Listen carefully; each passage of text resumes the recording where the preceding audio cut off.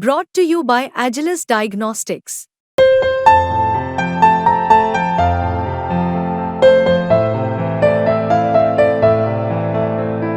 Agilus Diagnostics. Narendra Modi सरकार के तीसरे कार्यकाल में एक बार फिर से वित्त मंत्रालय की कमान निर्मला सीतारमण को मिली है। इससे अब ये अनुमान पुख्ता हो गया है कि जुलाई में पूर्ण बजट में सरकार आर्थिक सुधारों के एजेंडा को जारी रखने का ऐलान करेगी। ये बजट 2047 तक भारत को विकसित राष्ट्र बनाने के लक्ष्य को हासिल करने का रोड मैप भी पेश कर सकता है। हालांकि लॉन्ग टर्म प्लानिंग के साथ ही महंगाई और बेरोजगारी जैसी मुश्किलों के तुरंत समाधान पर कदम उठाए जाएंगे। ऐसे में सरकार खाद्य पदार्थों और ईंधन की कीमतों को कंट्रोल में रखने के लिए कदम उठा सकती है।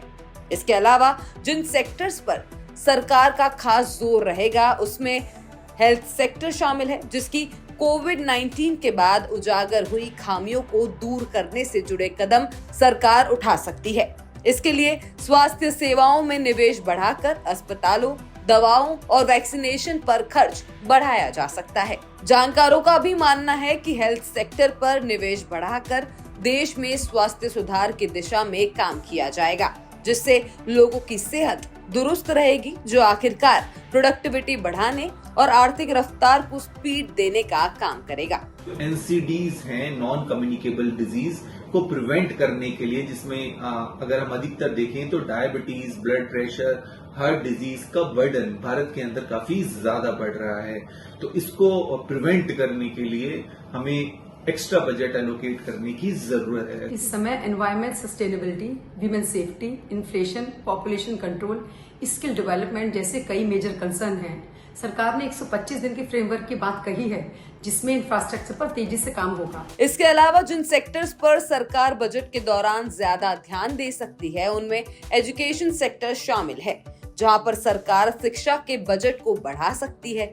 डिजिटल शिक्षा को बढ़ावा देकर ग्रामीण और दूर दराज के इलाकों के बच्चों तक ऑनलाइन शिक्षा की पहुंच बना सकती है। किसानों की आय बढ़ाने के लिए कृषि क्षेत्र में सुधार किया जा सकता है। फसलों के वाजिब दाम, सिंचाई सुविधाओं में सुधार और कर्ज माफी जैसी योजनाओं से जुड़े ऐलान भी किए जा सकते हैं। इंफ्रास्ट्रक्चर विकास के तहत सड़कों, पुलों और रेल नेटवर्क के निर्माण पर ज्यादा खर्च किया जा सकता है। इससे परिवहन सुविधाएं बेहतर होंगी और रोजगार के नए मौके भी पैदा होंगे। इसके साथ ही MSME सेक्टर की लोकल स्तर की डिमांड को सुलझाने पर काम किया जा सकता है, जहां सबसे ज्यादा रोजगार पैदा होते हैं। SME सेक्टर को मोदी की सरकार से उम्मीदें हैं कि लेबर लॉज में हायर एंड फायर की फैसिलिटी हो, गवर्नमेंट परचेज में 50% SME सेक्टर के लिए रिजर्व हो, GST में 25% की रिबेट की जाए और वेजेज, वाटर, इलेक्ट्रिसिटी एक्सेट्रा में pan India same policy. 5 billion से लेकर 5 ट्रिलियन तक की इकोनॉमी अचीव करने का जो 2028 का हमारा सपना है, प्रधानमंत्री जी का जो सपना है, हम सभी लोग उसको साकार करें और प्रयास ये जारी रहे कि MSME माध्यम से हम लोग अपने देश के व्यापार, व्यवसाय, रोजगार और फाइनेंसेस और रेवेन्यूज को बढ़ाएं। इसके अलावा सरकार लाखों लोगों को रोजगार और करोड़ों लोगों को घर देने वाले रियल एस्टेट सेक्टर को भी ध्यान में रखकर कई बड़े ऐलान कर सकती है। आपको हमारी ये खबर कैसी लगी, हमें कमेंट सेक्शन में जरूर बताएं।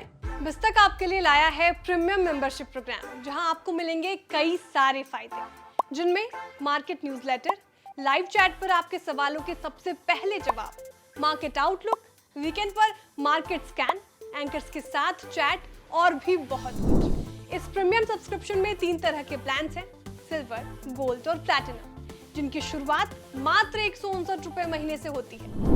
इससे जुड़ना भी बेहद आसान है। बिस्तक के YouTube चैनल पर जाएं, ज्वाइन बटन पर क्लिक करें और अपना प्लान सिलेक्ट करें। बस बन गए आप हमारे प्रीमियम मेंबर।